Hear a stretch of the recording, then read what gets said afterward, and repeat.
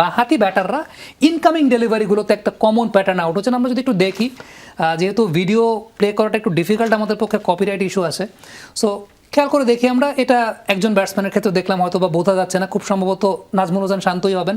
পরের ছবিটা একটু দেখতে চাই, আমরা ছবিগুলো একটু প্লে করতে থাকি। এটা নাজমুল হোসেন শান্ত, আগেরটা জাকির হাসান ছিলেন। তারপরেরটা দেখি, একদম প্রত্যেকটি অ্যারাউন্ড দ্য উইকেট বোলার আসছেন, ইনকামিং বল হচ্ছে, এবং সেই অনুযায়ী একটু বেশি অ্যাক্রস গেলে তখন এলবিডব্লিউ হচ্ছেন, একটু কম অ্যাক্রস গেলে তখন ব্যাট এবং প্যাডের মাঝখানে ফাঁক দিয়ে বোল্ড হচ্ছেন। আমরা একটু ছবিগুলো যদি দেখি, আমাদের কাছে সাদমানে অনেকে এই বলটা ছেড়ে দিয়েছিলেন, ওই ইনকামিং বলে আউট হয়েছেন। অবি ভাই, আমি এই প্রবলেমটা অন্তত আমি আপনাকে 30 থেকে 40 ইনিংসের রেফারেন্স দেখাতে পারবো যেখানে বাঁহাতি ব্যাটাররা এইভাবে আউট হচ্ছেন। এই প্রবলেমটা কেন হয় একজন ব্যাটারের, এবং এটার সলিউশনটা আসলে কোথায়? প্রথমত গেম প্ল্যানের অংশ ছিল এটা, যে রাইট হ্যান্ড পেস বোলার বামাতির জন্য ওভার দ্য রাউন্ড উইকেট এসে বল করবে।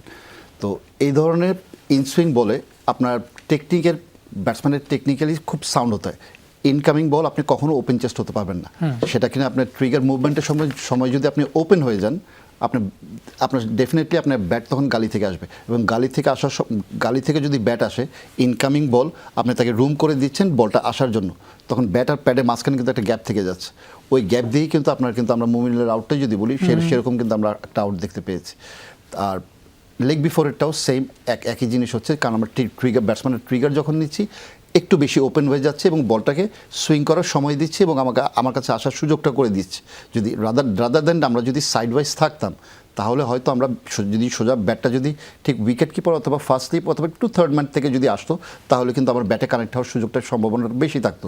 বলে সুইংটা কমানোর জন্য যদি আমরা উইকেটে ক্রিজটাও ব্যবহার করতাম, যে না আমরা সুইংটা কমানোর জন্য পপিং ক্রিজ থেকে একটু উপরে এসে দাঁড়ালাম, সুইংটাকে একটু কম করার সুযোগ করে দিলাম, সেটা একটা ভালো টেকনিক হতে পারতো। কিন্তু আমাদের ব্যাটসম্যানরা সেটা করেছে কিনা আই এম ডাউট।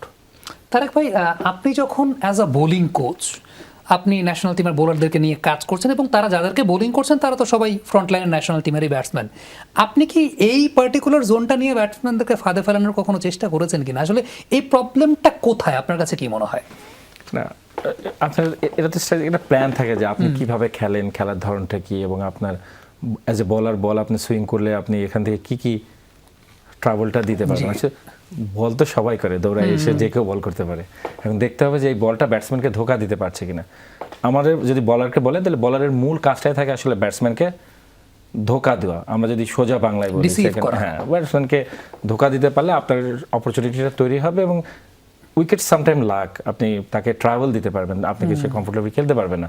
তো সেই জায়গাটায় টেকনিকের যে পার্টটা আছে আপনার ব্যাট এই সাথে অবশ্যই আপনার এখানে কাজ হয়েছে, ইন্ডিভিজুয়াল কাজ তো হয়েছে। এখন তো আপনি দেখেন যে থ্রোয়ার আছে, তাদেরকে দিয়ে আপনার এই ধরনের ব্যাটসম্যানের দুর্বলতা জায়গাগুলোতে ব্যাটসম্যানরা পার্টিকুলার জোনগুলোতে কাজ করে। আমরা বলাররা যেটা চেষ্টা করি, যখন একটা ব্যাটসম্যানকে আমরা মনে করি যে এই সুইংটা প্রপার ওয়েতে হচ্ছে না, তখন অ্যাঙ্গেল ক্রিয়েট করা হয়, এবং এই অ্যাঙ্গেল ক্রিয়েটটা আপনি দেখবেন যে সুইং বোলিংয়ের এগেনস্টে ব্যাটসম্যানের জন্য খাতারনাক, না আমরা বলে যে খুব টাফ হয়ে যায় আসলে ইউজ করাটা। তো সেই জায়গাগুলোতে আপনার এই কাজগুলো হয়, এবং আপনি যদি দেখেন যে প্রত্যেকটা বলই কিন্তু ইটস নট লাইক, বাট বুমরার ক্ষেত্রে যেটা হবে, আপনি দেখবেন যে বুমরা কিন্তু একদম মানে রিলিজ পজিশনের কারণে আপনার এত শার্প আপনার এটা করে যে ব্যাটসম্যান ডাউটফুল যে কোনটা আপনার ভিতরে আসবে কোনটা বাইরে যাবে। এটা বলারের স্কিল, পার্সোনাল স্কিল, এবং সেই জায়গাটায় অবশ্যই এটা নিয়ে কাজ হয়।